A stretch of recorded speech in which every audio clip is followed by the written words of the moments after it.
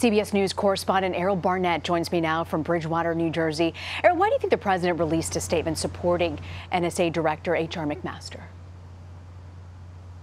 Well, Rena, it's unusual because it's not every week or month that the president needs to publicly state that he supports his senior staff. But what it really underscores is how visible and how noticeable the criticism of H.R. McMaster has been in this past week. He has been the subject of an effort by alt-right and nationalist websites like Breitbart to get him to leave the administration. In fact, hashtag Fire McMaster was trending for days because of those efforts. Now, it seems to stem from McMaster's moves within the administration recently to oust people within the National Security Council aligned with ideologically with the senior strategist to the president, Steve Bannon, who, we should note, was a former executive of Breitbart. The points that they pointed to within those articles are things like McMaster supporting the Iran nuclear deal or continuing the security clearance for former National Security Advisor Susan Rice, for example. In ousting people within the administration aligned with Bannon, there appears to be a bit of a turf war. We also know that there's a new chief of staff in town, General John Kelly, who is close to H.R. McMaster. So in a way, these military men are gaining influence within the administration.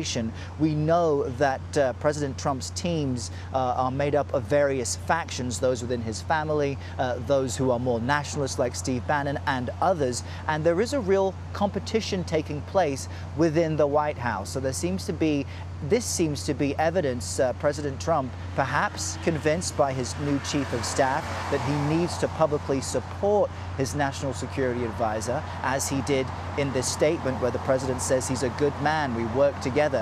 McMaster is pro-Israel and he continues to serve the country. So it's just a bit more evidence of the fractures which have always existed in the White House. And also, Errol, we know the White House is looking to crack down on leaks. Why are they pushing for this now?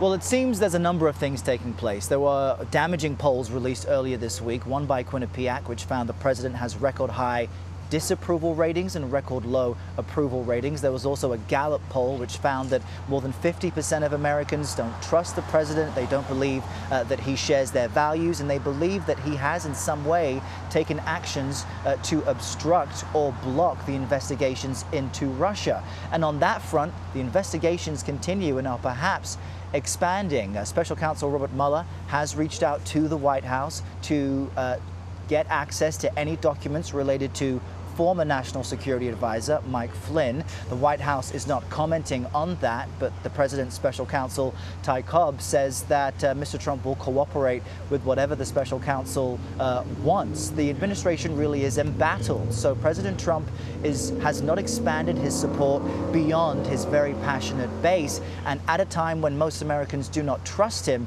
he feels that if he can crack down on leaks, which Attorney General Jeff Sessions is doing, the Attorney General saying they have tripled the number of investigations. They're looking into ways they can subpoena journalists to get more information on their sources. If they can send that threat, perhaps they can control the message and control the narrative. President Trump's certainly someone who, despite describing mainstream media as fake, watches it closely and knows that it can be very influential in changing minds. So this appears to be, at the beginning of this working vacation, a critical time for President Trump and his administration. You mentioned the working vacation. He's going to be there for 2 weeks. What's on the agenda?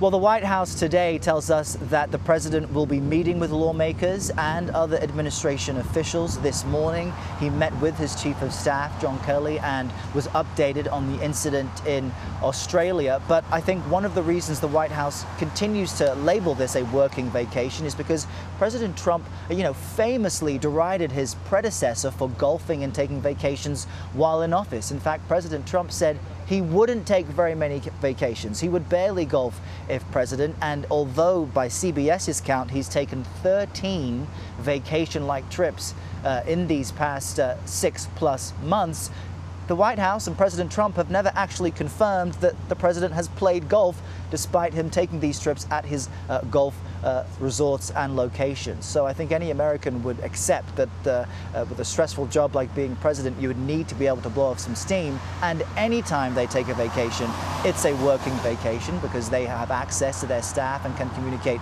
with anyone. But it seems as though the White House is careful not to put a spotlight on the vacation aspect of these next 17 days and put the focus on the work that needs to be done. Yeah, and there's a lot of work to be done, so I assume he will be busy. Errol Barnett, thank you for joining us, Errol.